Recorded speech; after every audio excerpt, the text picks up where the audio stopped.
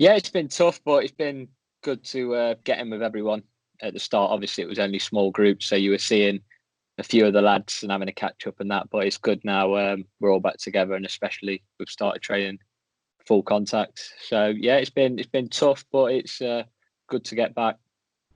Can you describe a little bit the differences between phase 1 and phase 2 of the protocols? Is it really just about you can tackle people now, or are there any other sort of changes and differences that we're not sure about? Well, phase 1, I don't think we were allowed in groups more than 5.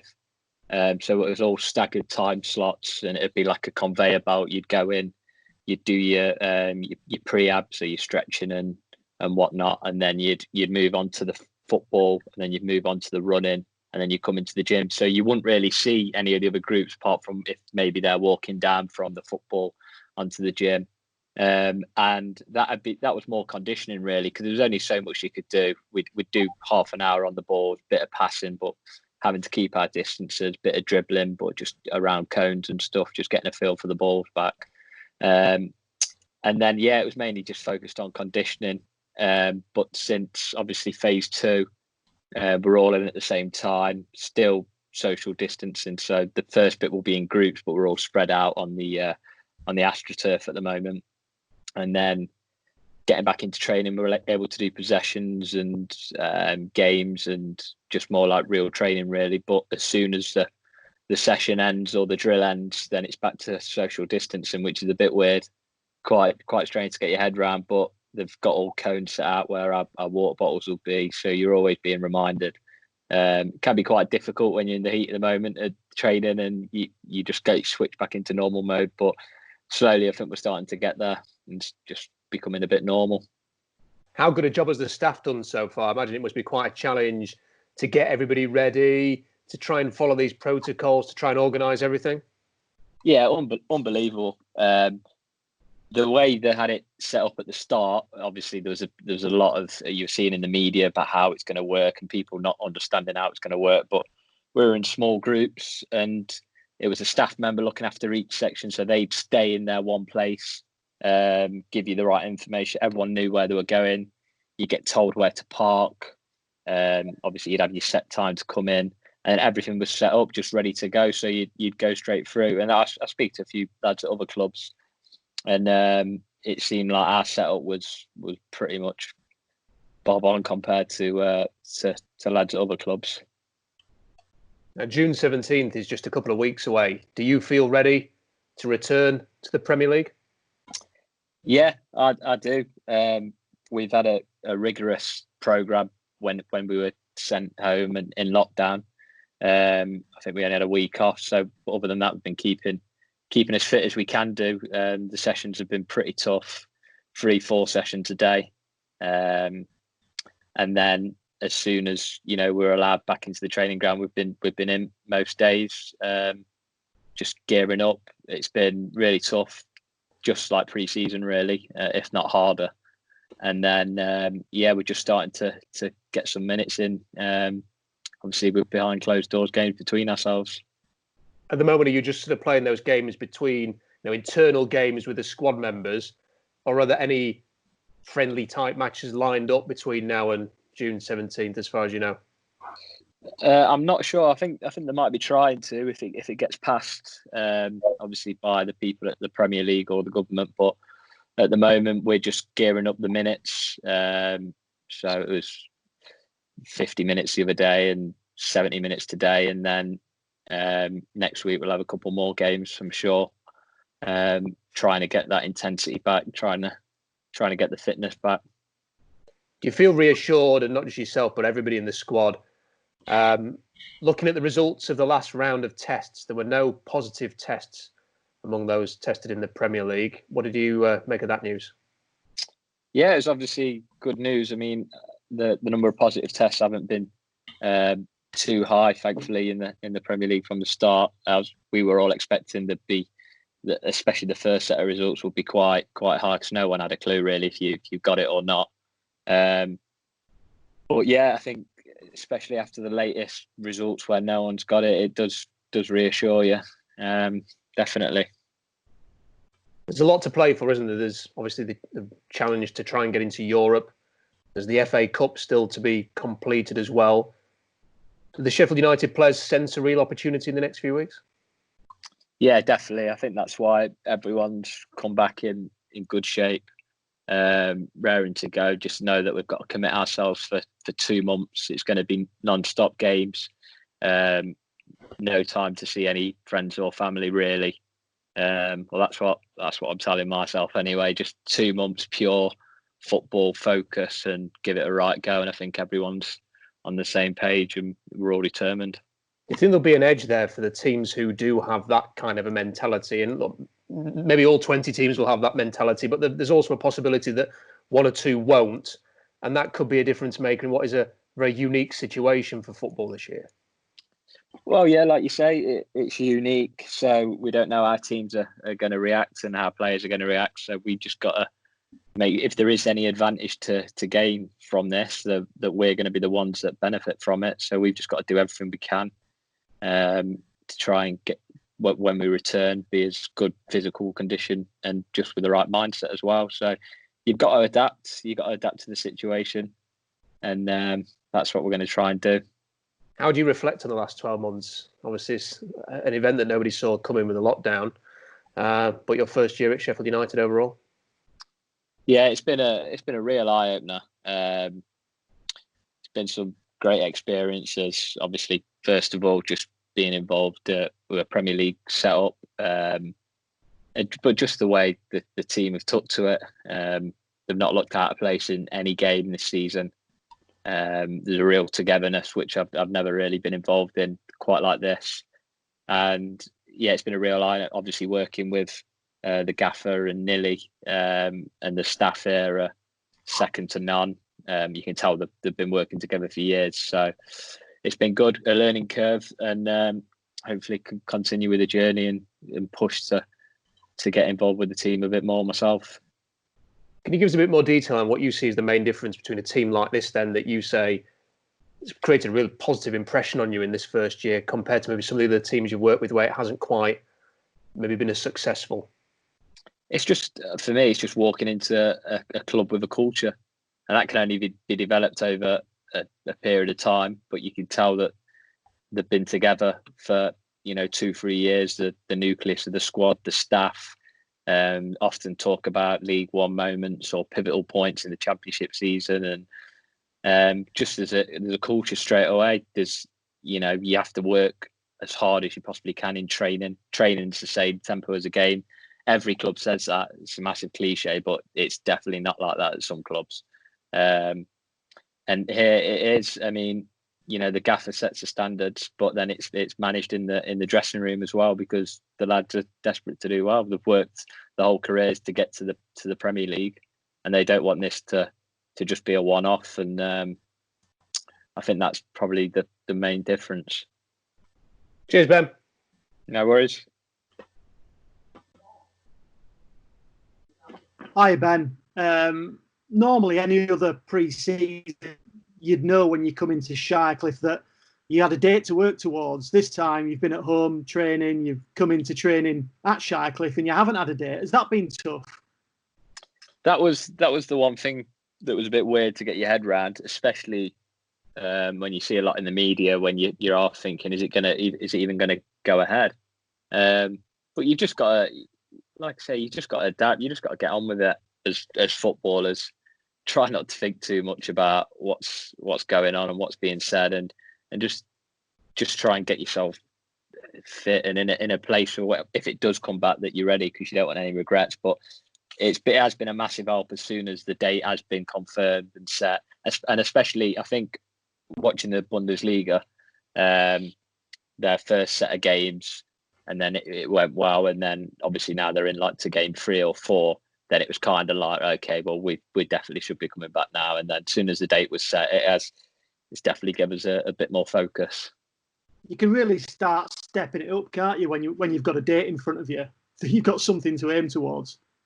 Yeah, and it's not too far away either. So, we've got to commit ourselves to it the next couple of weeks, prepare properly, and do all we can. And obviously, us being the first game as well, gives us an extra boost as well. 'Cause most eyes of the nation will be on us, so it's exciting.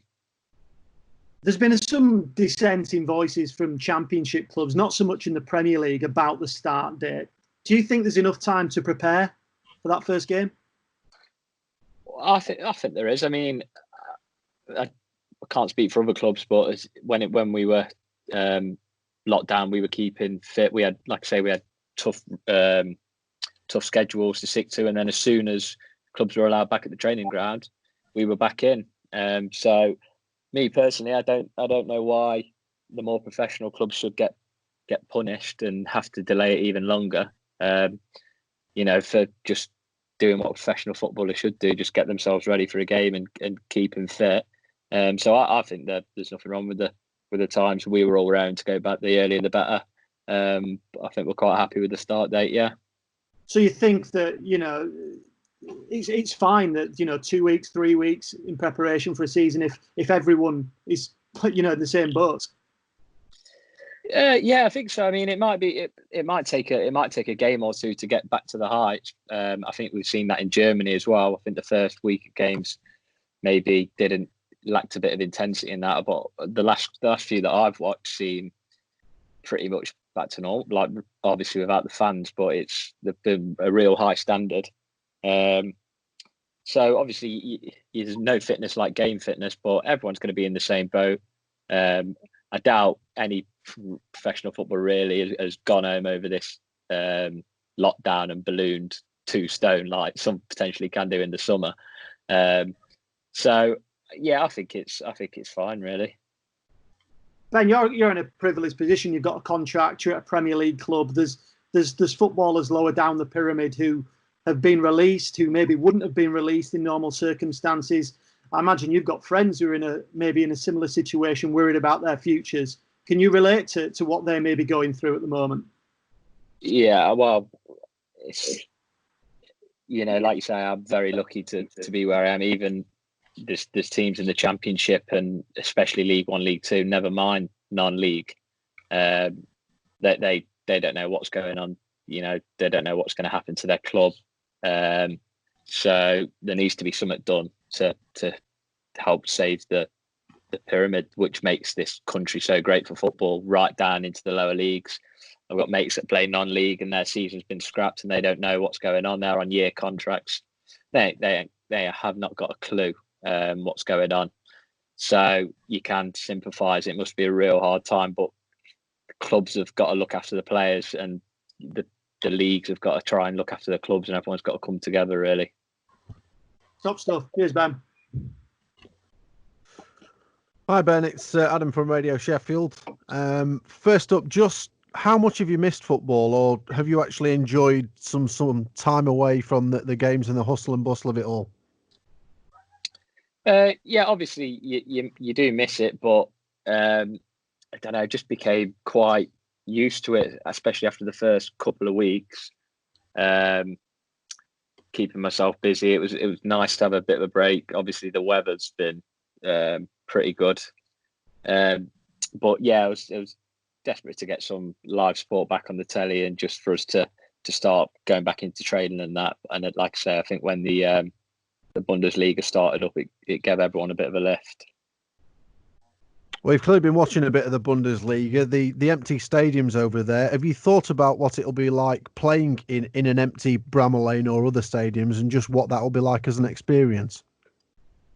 It's going to be a strange one for sure. Obviously, we've all played like reserve games and stuff like that, so we have experienced it. But we've just got to keep reminding ourselves what's at stake.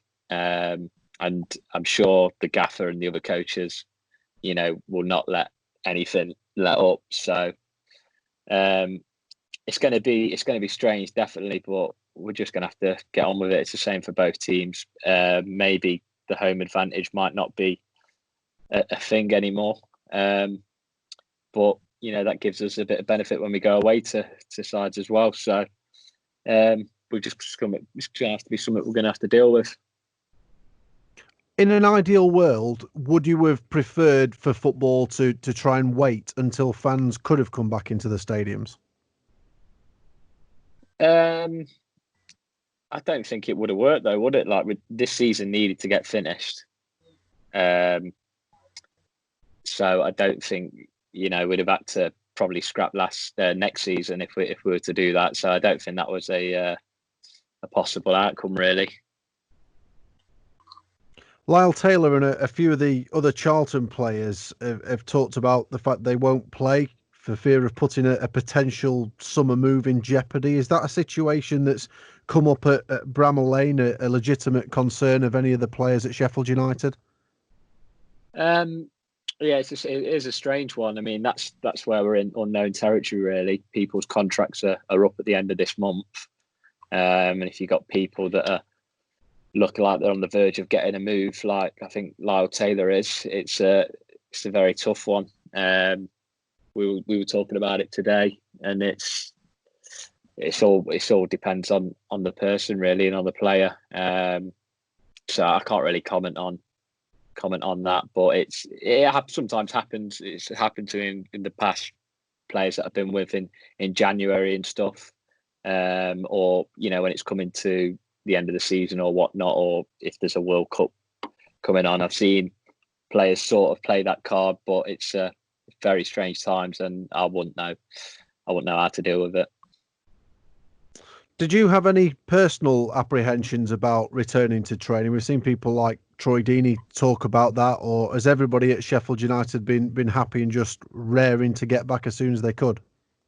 Yeah, I think since the first time we went in and we seen how everything was set up, and then the testing started getting involved, everyone's more than happy to be back. Yeah, it's probably, like our doctor said, it's probably the safest place we can be at the moment, other than at home. You go to the supermarket and stuff, and it's more risky than being at a fully locked down football complex with all the measures in place, hand wash at every station, getting tested twice a week with people that have been tested twice a week, getting the temperature tested at the gate and stuff like that. So yeah, more than happy. Have you as a group had any discussions about sort of celebrations within stadium when you score or when you win, and just how strange and different that could potentially be? We've not really spoke about that at the moment.